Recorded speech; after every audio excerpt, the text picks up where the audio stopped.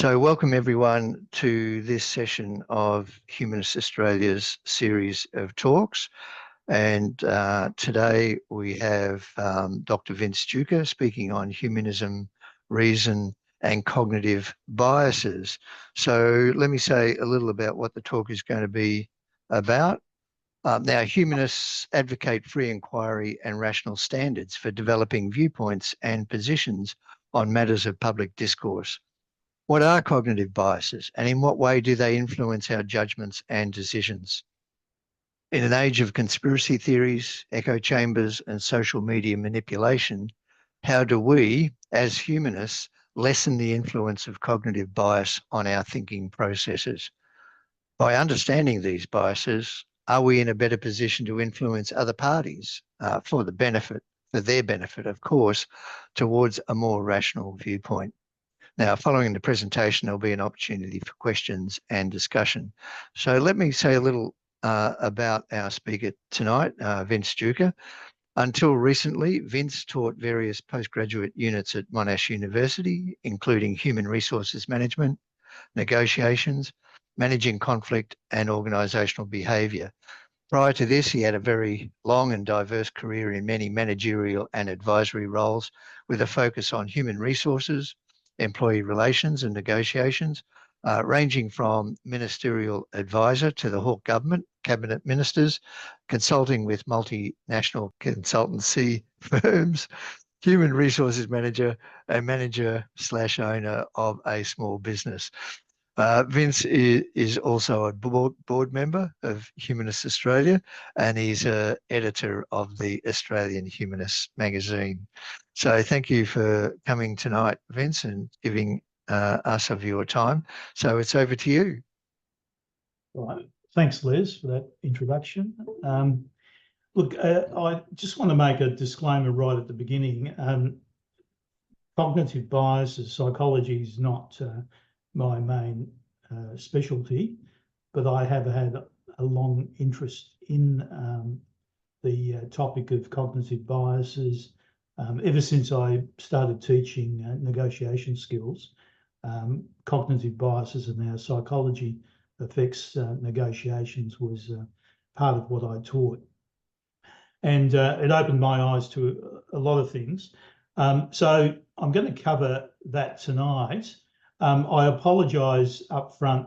Some of this material I've already presented to in other forums over the last couple of years. So just bear with me. But I do want to provide a new area of discussion. I want to basically cover what's on the screen here.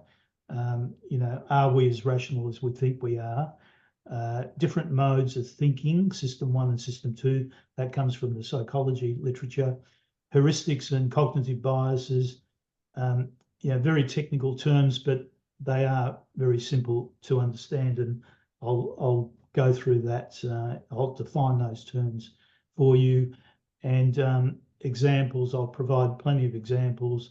And what I want to do, focus the discussion, if at all possible, is on Trump supporters and his critics, because I think that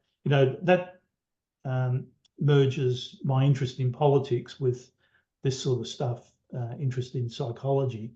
And I think that there's some analysis that we could possibly do. I'm trying this out for the first time, so I'm looking for any suggestions and your input, particularly in that component. But I will set up a framework. We will work through various examples of cognitive biases and hopefully have some fruitful discussions. But I'm just going to go back to tying humanism with reason.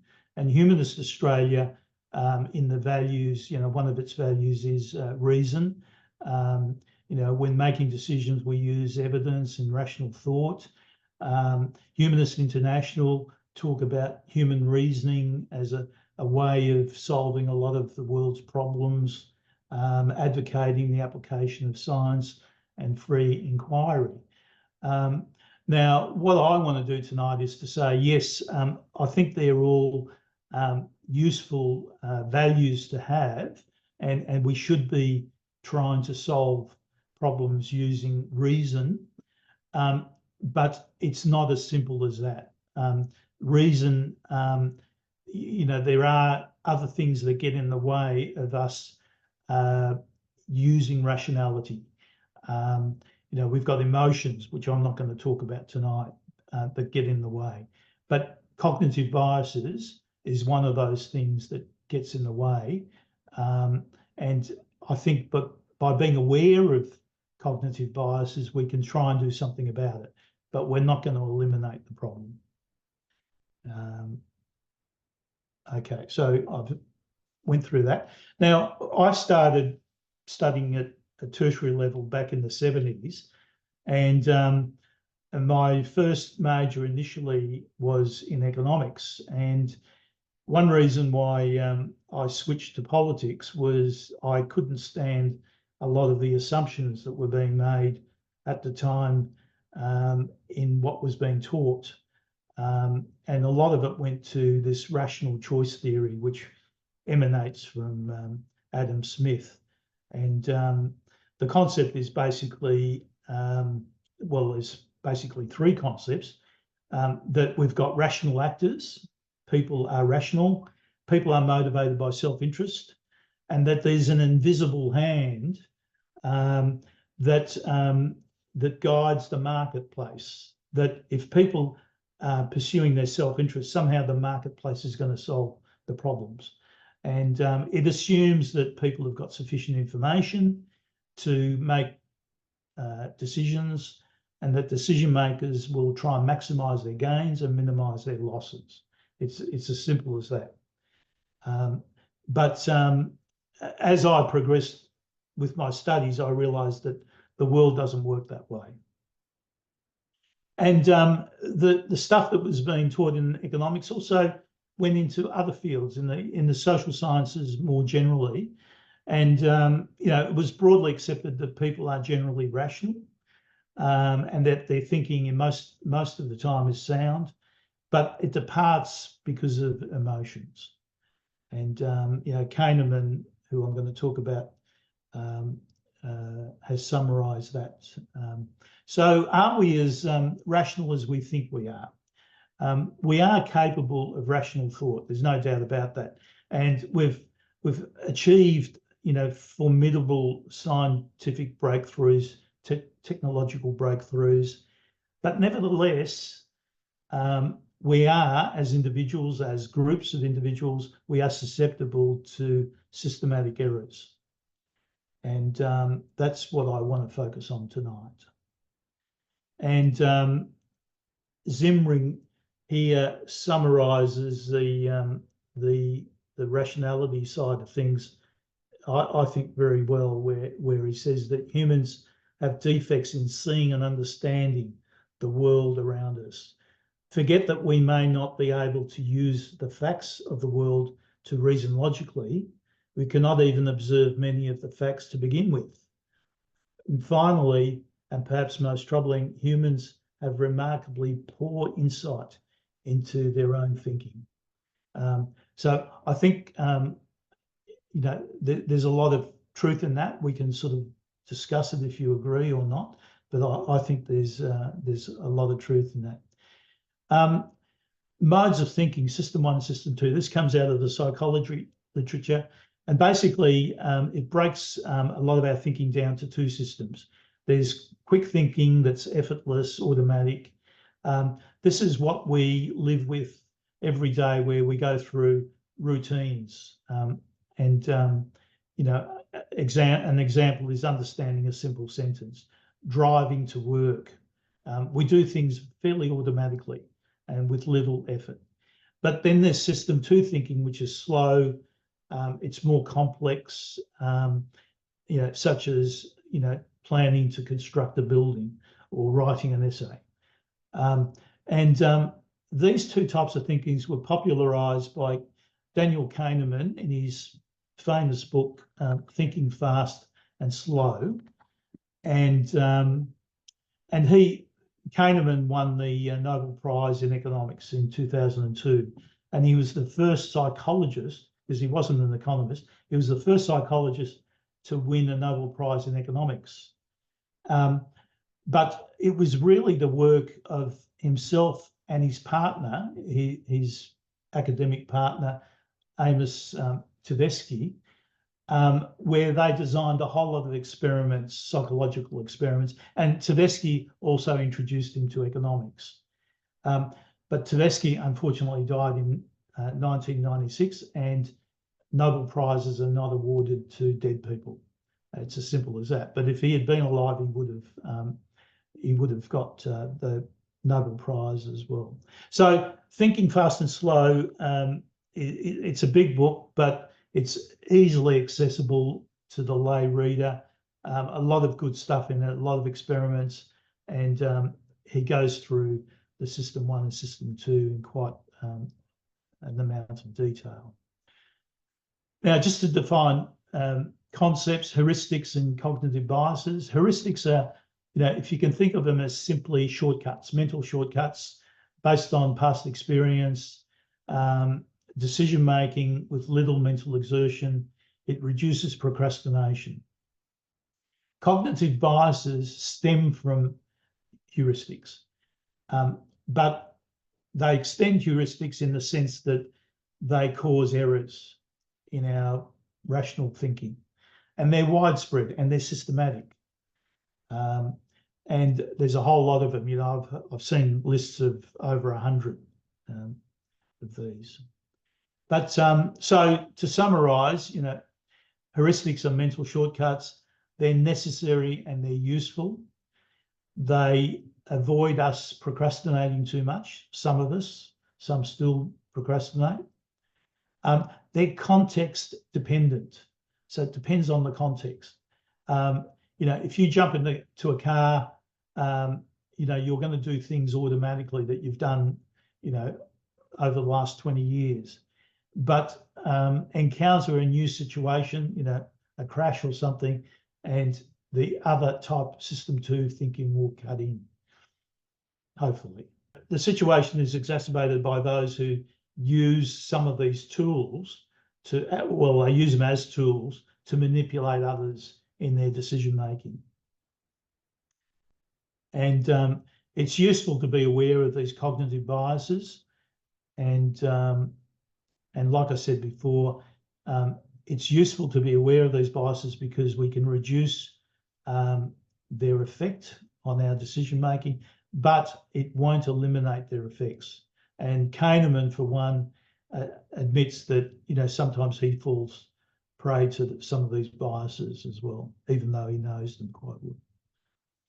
Okay, so some of the examples, self-serving bias, that's where you've got information that in a way will benefit, is used in a way to be of beneficial use to one's own interests. So the tendency to claim more responsibility for successes and less for the failures. So, if you're going, if you're at work and you're having a performance review, you may tend to exaggerate what you've done during the year as in your successes and put less emphasis on the failures. That's called self-serving bias.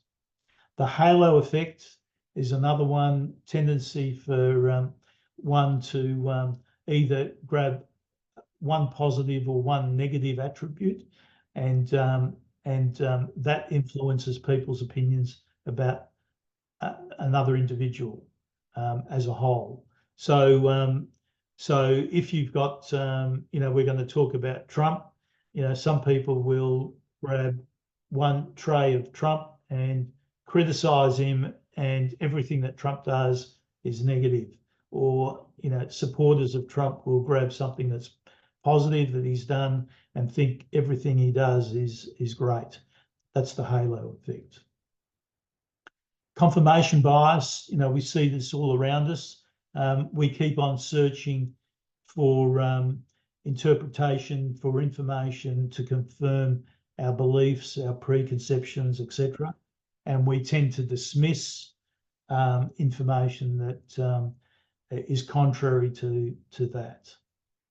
And finally, we've got the Dunning-Kruger effect, the tendency of people with low competencies, skills, or knowledge in a particular field, not necessarily overall, but in a particular field that could be new to them, and they tend to overestimate these attributes of theirs. So these, you can see that they can lead to problems. Anyway, I thought just to break things up a bit, I think it would be useful if we look at a particular example, and I ask that you put your hand up or indicate in some way which treatment you would prefer. The scenario is that there are two public health programs to deal with an epidemic that is threatening the lives of 600 people. Treatment A, these are options. Treatment A saves 200 lives. Treatment B, one-third chance of saving all 600 people, and a two-third chance of saving no one. Which of the two options would you choose? Typically, about 75%, this is coming out of Kahneman's work, around 75% of participants display an overwhelming preference for treatment A because it guarantees saving 200 lives. In other words, it's risk averse. You're saving lives. Now, an alternative scenario, once again, there are two public health programs to deal with an epidemic threatening the lives of 600 people. Options A and B, this time slightly different. Treatment A, 400 lives will be lost. Treatment B, a third chance that no one will die, and a two-third chance that 600 people will die. Which would you pick? Okay, so what we've got is almost 80% of participants went for treatment B because they are trying to avoid losses. In other words, risk seeking. When you sort of balance it out in terms of probabilities, you're sort of talking about them being almost identical. But what Kahneman and Tedeschi found was that there were systematic biases, intuitive preferences that persistently violated rules of rational choice. We have stronger desires to avoid losses than to pursue gains. We like to win, but not as much as we hate to lose. So this was prospect theory, which became a foundation of behavioural economics. Another study that they did was over a cup. If you were the owner of the cup, you would want, yes, it's the same cup, you would want, it's worth about $2, I think it started off with, but as an owner, you were demanding $7, but as a buyer, you would only be prepared to buy it for $3. So prospect theory, people feel losses greater than that of equivalent gains. So it's asymmetrical. They're not symmetrical. People are risk averse when faced with risky choice leading to a gain. And people are risk seeking when faced with risky choice leading to losses. Therefore, how something is presented, they call it framing, how something is framed is critical because it influences people's choices, right? And that wasn't part of the economics theory in the 70s. So look, I won't go into too much detail because I'll be bombarding you with example after example. But they had in this paper of theirs, which is also replicated in Kahneman's book as an appendix, they came up with another 3 heuristics. One of them was representativeness. And I will just briefly go through this, but I won't go into detail with the others. With representativeness, people assess the probability of an event based on on how similar it is to a typical case. And the case that they had here was they did this experiment, I think, with students. They asked participants to evaluate the probability of different descriptions of a person named Linda. Linda is a 31-year-old, single, outspoken and very bright individual. She majored in philosophy. As a student, she was deeply concerned with issues of discrimination and social justice, and also participated in anti-nuclear demonstrations. And then people were asked, they were asked to rank which statement they thought was more probable. Linda is a bank teller, or Linda is a bank teller and is active in the feminist movement. So most participants ranked the second statement, bank teller and active in the feminist movement, as more likely, even though this is logically incorrect, because the probability of Linda being a bank teller is larger, has to be larger than Linda being a bank teller and an active feminist. But because they can relate, they think that the statement relates to her being a feminist, they selected the second one as the more likely, and that's logically not correct. And they did the same with you know, these other ones, availability, you know, whether K is the first or the third letter, you know, which one appears more likely, K being the first letter of a word or the third letter in words in a dictionary. And most people went for the K being the most likely being the first letter in most words, as opposed to the third. But the opposite was true. And the only reason why people selected, or not why most people selected K being the first letter in a word, was because they could recall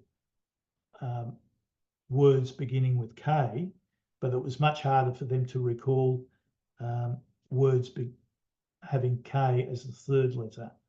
I don't know if I'm making sense there. I hope I am. And anchoring, you know, they conducted a whole lot of experiments, you know, just using random things where they just, you know, in this example, they sort of said, you know, estimate the percentage of African nations in the UN.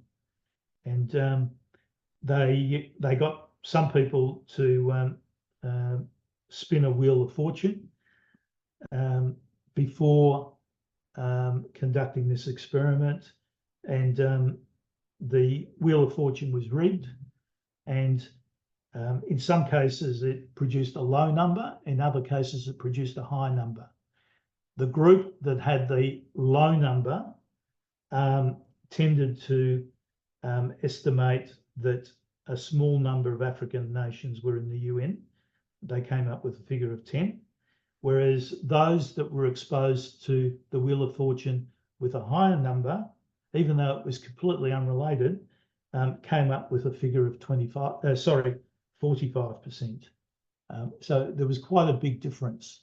And they've done this experiment over and over again. So anchoring, particularly in negotiations, you know, anchoring is used very often to negotiate. So if you know your stuff, you can set an anchor. You know, if you're trying to sell something, you would try and set an anchor at a high point because you're going to get more value out of the negotiations.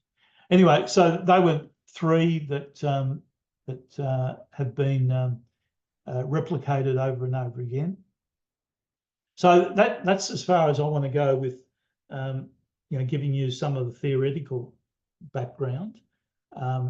what I want to do now is, and I'm experimenting here as well because I haven't done this before, is I've taken Trump supporters and Trump critics, because I know there's a big divide in the US between the two camps. And I'm trying to sort of understand if we can do an analysis of cognitive biases of both groups and see whether we can make something out of it, and whether we can see whether we can sort of try and reduce this dichotomy between the two camps. Now, I don't want to trivialize this and say, this will solve the problems. It won't, because the politics of the situation is far more complex than just cognitive biases. And like I said before, the context is extremely important. But sometimes I feel that, when you're following Trump, that he's almost using cognitive biases to manipulate his supporters and perhaps even his detractors. But we can leave that up for discussion.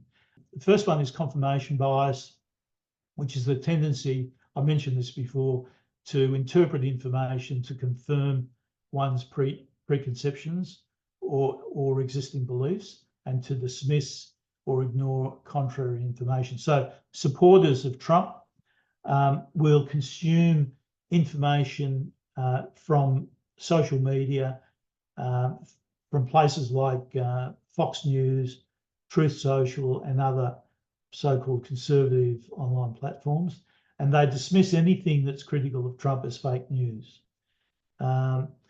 So this exposure strengthens their pre-existing belief in Trump, and especially over issues like the 2020 election.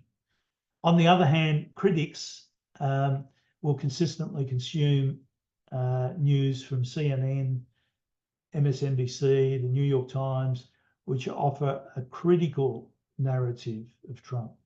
They may selectively ignore or dismiss reports about accomplishments that Trump has made.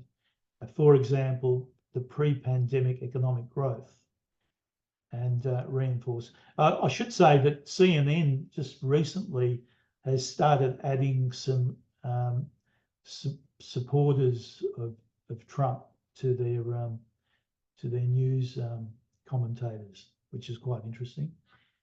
Yeah. So that's one bias. The other one is projection bias, tendency to believe that others share one's beliefs, leading to an overestimating the degree of consensus around particular viewpoints.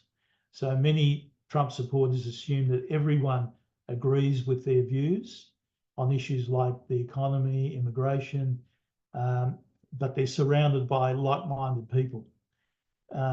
This projection leads to surprise or disbelief when things like the 2020 election results came out, and they couldn't believe it, and that fueled claims of fraud. And Trump, of course, was behind that. Critics, on the other hand, will assume that most people would naturally find Trump's actions or statements offensive and unacceptable. For instance, when Trump makes inflammatory remarks, critics assume that his support base will abandon him. And we've probably been in that boat. They project their own sense of outrage onto others, underestimating his loyalty, his supporters' loyalty, and different perspectives from supporters. The Dunning-Kruger effect, about low competencies, skills, and knowledge in particular fields, which leads to overestimating these their own attributes. So some Trump supporters, particularly on social media, express overconfidence in their understanding of complex issues like the pandemic, the economy, the election process, despite the lack of expertise that they've got. And this came through, during COVID with all that misinformation. Critics, on the other hand, confidently critique his economic policies, international relations, legal problems. And once again, a lot of his critics probably fall for the same sort of bias. Critics may have condemned Trump's trade negotiations with China without fully grasping the underlying economic strategy. What comes to mind there is Trump is pushing for higher tariffs, for example, and he introduced higher tariffs for China. But the interesting thing is that Biden has not removed those high tariffs. So, you've got to, if you look at it in a fairly objective sense, not everything that Trump has done has been necessarily a negative for the American economy. The backfire effect. This is where people, presented with facts or evidence that contradict their beliefs, and instead of accepting it, they double down and become more entrenched in their views. And once again, you've got your supporters and critics, and they're doing the same thing, but from opposite perspectives. The fundamental attribution error. Attributing others' behaviours to their characters or personality while attributing one's own behaviour to external situational factors. So, for supporters, Trump supporters often dismiss accusations against him by attributing them to witch hunts and biased media. So tax evasion, accusations of sexual conduct, that's a situational thing for the supporters. But when they're sort of looking at Hillary Clinton, it's a character, it's a personality thing. And if you look at the critics, they're doing the opposite. Trump critics often attribute his actions to deep character flaws, narcissism, authoritarianism, without considering the broader political or situational context. I'm not saying in all cases, but in some cases. For instance, his response to the pandemic was often seen solely as incompetent, without accounting for the complexity and the evolving nature of the crisis. So it wasn't just new to him, it was new to everyone around him as well.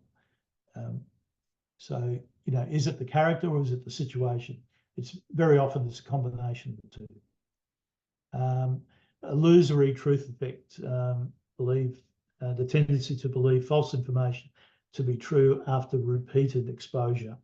And Trump has been known to, repeat falsehoods over and over again. You could probably point to the same thing happening on the other side. So some of the other relevant biases, which I won't go into detail, the halo effect I've already spoken about, but there's some of the group dynamics, in-group bias, favouring individuals within one's group and perceiving outsiders as inferior or threatening. That is particularly applicable to the MAGA group, Trump's fans, a lot of those groups. The out-group homogeneity bias, the tendency to view members of an opposing group as more similar to one another than they actually are, while recognising diversity within one's own group. So that's more relevant to probably the critics of Trump that tend to assume that Trump has got this homogenous group supporting him, and it's not like that at all. He's got blue-collar workers,